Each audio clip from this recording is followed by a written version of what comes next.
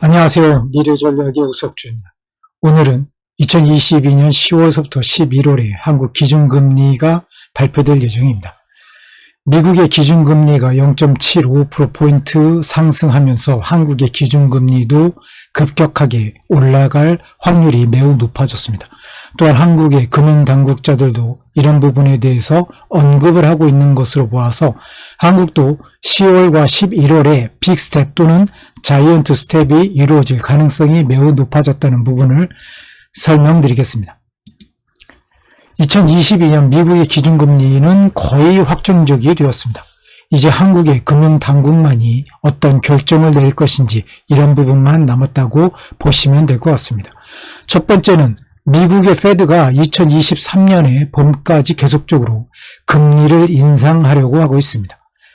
2022년 9월 21일에 연준 발표에 따르면 2022년 말 4.25%포인트에서 4.50%포인트로 거의 확정이 됐습니다.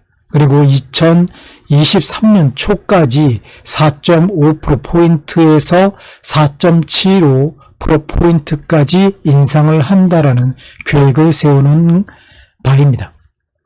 두 번째는 미국의 기준금리는 11월에 0.75%포인트, 12월에 0.5%포인트 인상이 거의 확실시되고 있습니다.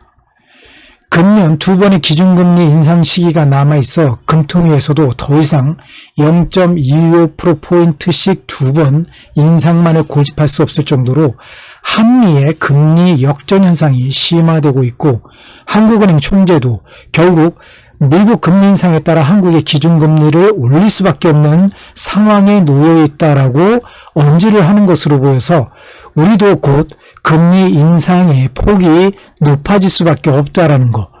특히 대출을 가지고 있는 분들은 이 부분에 대해 깊이 있게 생각을 하시고 대비를 하셔야 될 것으로 생각이 됩니다. 세 번째는 한은의 0.25%포인트씩 두 번 인상 예정은 무조건적으로 수정이 되어야 된다. 이 부분을 더 이상 방관하면은 우리나라 금융에 굉장히 큰 타격을 줄 수 있기 때문에 이 부분은 무조건적인 수정이 되어야 한다라는 것이 저의 일관적인 생각입니다. 10월과 11월에 기준금리 인상의 폭이 어느 정도 될 것인가를 집중적으로 검토를 하시고 이 부분에 초점을 맞추셔서 앞으로의 대응 전략이라든지 이런 부분들을 좀 짜두신다라면은 본인의 경제적인 부분 그리고 앞으로의 사업에 굉장히 많은 도움이 될 것이라고 생각이 됩니다. 네 번째는 국내 가계대출과 부동산 안정이 아주 큰 문제로 대두되고 있는 부분은 누구도 의심할 수도 없고 이것을 부정할 수도 없습니다. 그러나 이 부분을 고통적인 측면에서 봤을 때 대외적인 부분을 먼저 볼 것인가 아니면 국내적인 부분을 먼저 살필 것인가 라는 양자택일의 상황에 놓여 있는 것이 분명합니다. 그 부분을 완전히 무시할 수 없기 때문에 당연히 금융당국에서도 이 부분에 두 개의 저울에 올려놓고 계속 비교를 해왔던 것으로 알고 있지만 결국에는 우리나라의 가장 큰 문제 그런 부분들은 대외적인 부분이지 국내적인 부분은 국내에서 해결을 해야 된다는 것이 저의 생각입니다. 그렇기 때문에 이번에 발생했던 환율 문제 이 부분은 매우 심각하고 앞으로 금리 역전 부분이 더 커지면 커질수록 우리나라의 금융 상황은 점점 위태로워질 수밖에 없습니다. 그래서 이 부분을 어떻게 작은 고통이라도 감내를 하면서 더 큰 부분을 막느냐 그렇지 않고 수수방관하는 것이냐 이런 부분들은 계속적으로 나올 수밖에 없는 내용이고 그 부분은 많은 전문가들도 다른 의견을 내고 있는 것이 현실입니다. 그러나 저는 이 부분에 대해서 좀 더 어떤 것이 우리나라의 경제에 더 이득을 줄 것인지 그런 부분들을 현실적으로 직시를 해서 정확하게 판단을 내야 되는 것이 금융당국의 몫이라고 생각을 합니다. 다섯 번째는 2022년 8월 29일 제가 올린 동영상의 환율이 1달러에 1350원이었습니다. 이때만 하더라도 환율이 굉장히 많이 올라갔고 더 이상 오르지 않을 것이다. 마지노선은 1,400원 정도가 될 것이다 라고 하는 것이 금융 전문가들의 의견이었습니다. 그러나 실질적으로 2022년 9월 26일 현재 환율은 1달러에 1,431원 30전까지 올라갔습니다. 이 부분이 어느 정도까지 올라갈 수 있는지 아무도 예측할 수 없는 그런 상황까지 왔다라는 것입니다. 이 부분을 좀 더 면밀히 검토를 해야 됩니다. 이러지 않으면 정말로 더 큰 문제를 야기할 수 있다라는 거. 그런데 아쉽게도 우리에게 그렇게 많은 선택지가 없다라는 것이 더 큰 문제일 수도 있습니다. 6번째는 한국은 대외 수출 의존도가 매우 높은 나라이기 때문에 현재 진행되고 있는 반세계화, 이 부분은 러시아, 인도, 그리고 중국을 위시한 블록경제, 브릭스를 통한 이 블록경제화, 아니면 유럽 또는 미국의 우선주의, 이 부분이 한국 경제를 매우 위태롭게 만들고 있다는 것입니다. 실질적으로 이게 가시적으로 나타나고 있지는 않지만 점점 이 부분이 더 극명하게 나타나고 있고, 특히 최근에 미국에서 발표하고 있는 많은 정책들이라든지 법을 보면 미국 우선주의가 점점 더 강화되고 있다는 것, 결과적으로는 한국 경제에는 더 리스크가 커지고 있다는 것을 반증하는 부분이라고 말씀드릴 수 있겠습니다. 7번째는 한국의 주력 상품들이 해외 시장에서 경쟁력을 잃어가고 있는 상황에서 해외 유입은, 외화 유입은 줄어들고 외화 유출이 많아진다면 외환 위기는 언제든지 재발할 수 있다는 것, 이런 부분들이 우리가 가장 신경 써야 될 부분이라고 생각됩니다. 그러면 본격적으로 그 전에 말씀드렸던 제 동영상 2022년 8월 29일에 올렸던 영상인데, 이때 8월에 기준금리를 25bp 인상 확정한 다음에 우리나라의 가장 안 좋은 시나리오로 제가 뽑았던 세 번째 시나리오, 이 부분은 미국의 기준금리가 9월에 0.75%포인트 인상을 하고 11월과 12월에 각각 0.5%포인트씩 올린다라는 그런 가정하에 우리나라의 0.25%포인트 계속 상승해서 연말에 3%가 된다라는 가정을 했는 경우, 미국은 하단이 4% 그리고 상단이 4.25%포인트의 기준금리가 됐을 때 우리나라는 3%포인트가 된다는 것입니다.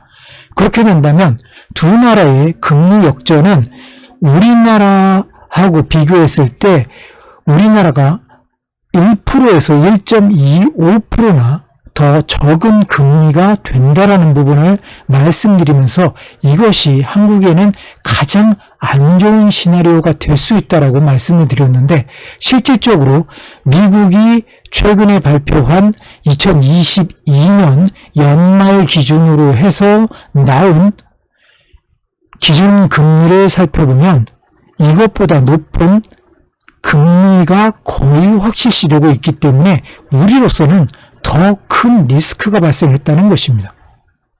그렇기 때문에 이 부분 0.25%를 더 이상 계속 지속할 수가 없이 되었고, 이 부분이 어떤 식으로 변경되어야지만 우리와 미국의 금리 차이를 어느 정도 인정을 하면서도 우리 경제에 그나마 리스크를 줄일 수 있을까라는 부분을 다음 페이지에서 제가 예시로 제공해 드릴 것입니다.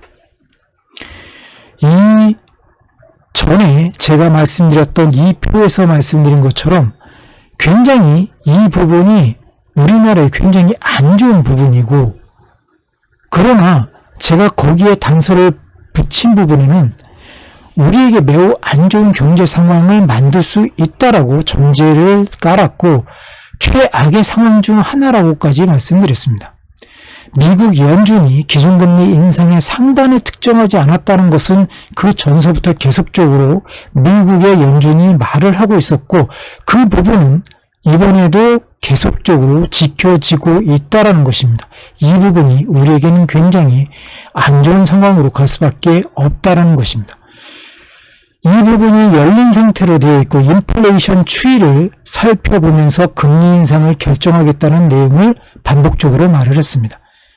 그렇기 때문에 제가 그때 최악의 상황이라고 얘기했던 4%에서 4.25%포인트 예시된 금리보다 높은 금리 인상을 단행하는 것도 예측하면서 국내의 금리 인상을 저울질을 해야 된다라고 말씀드린 바가 있습니다.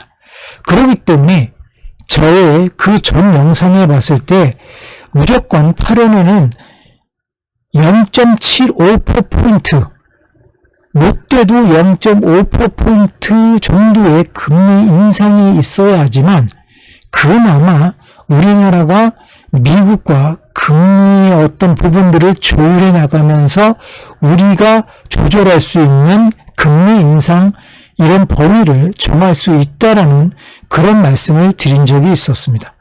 그런데 아쉽게도 8월 25일에 우리나라는 0.25%포인트만 인상을 했고 결국에는 금년에 나와 있는 두 번의 기회에 모든 부분이 다 몰려있고 여기서 한꺼번에 너무 높은 금리 인상을 해버리면 국내의 사정이 너무 안 좋아지기 때문에 이 부분도 딜레마에 더 빠질 수밖에 없다라는 것입니다. 그러나 그럼에도 불구하고 이런 부분에 대해서 우리가 간과하고 넘어갈 수도 없고 미국 금리만 그냥 쳐다보면서 언제 떨어질지 그 부분을 기다릴 수도 없는 노릇이기 때문에 10월과 11월에 우리의 계획을 살펴볼 필요가 있습니다. 그래서 이 부분을 만들어 보았습니다. 첫 번째 케이스는 한국은행이 두 번의 빅스텝을 밟는 겁니다. 그래서 10월과 11월에 각각 0.5%포인트씩 금리를 인상한다고 했을 때 우리의 연말 금리는 3.50%가 될 것입니다. 3.50% 그리고 0.50% 이 부분이 우리 금리 수준으로 봤을 때 매우 높은 식으로 금리가 올라갔다고 하지만 그럼에도 불구하고 미국과는 0.75%포인트에서 1%포인트까지 차이가 나면서 우리는 연말에 어떤 상황에 놓일지 이 부분이 매우 우려스러운 상황으로 남을 수밖에 없는 것입니다. 그리고 이거보다는 국내에 더 많은 영향을 주고 국내 상황이 더 악화될 수는 있지만 그나마 조금 금리 차이를 줄일 수 있는 것이 바로 10월과 11월에 각각 빅스텝과 자이언트 스텝을 한 번씩 하는 것입니다. 이렇게 됐을 때는 연말에 0.5%에서 0.75%포인트로 현재 우리와 미국의 금리 차이인 0.5%포인트와 0.75%포인트 차이가 연말에 그대로 연결된다라는 그런 식으로 판단할 수가 있게 되는 것입니다. 이 부분이 매우 뼈아플 수도 있지만 그래도 이 부분이 없다라고 한다면 미국과 한국의 금리 역전 상태가 너무 오랫동안 지속되고 그 폭도 계속적으로 증가하고 있기 때문에 우리로서는 어쩔 수 없이 이런 선택을 할 수밖에 없지 않을까라는 생각으로 이 표를 만들어 보았고 이 동영상을 만들어 보았습니다. 긴 시간 동안 제 영상 봐주셔서 감사합니다. 지금까지 오석주였습니다.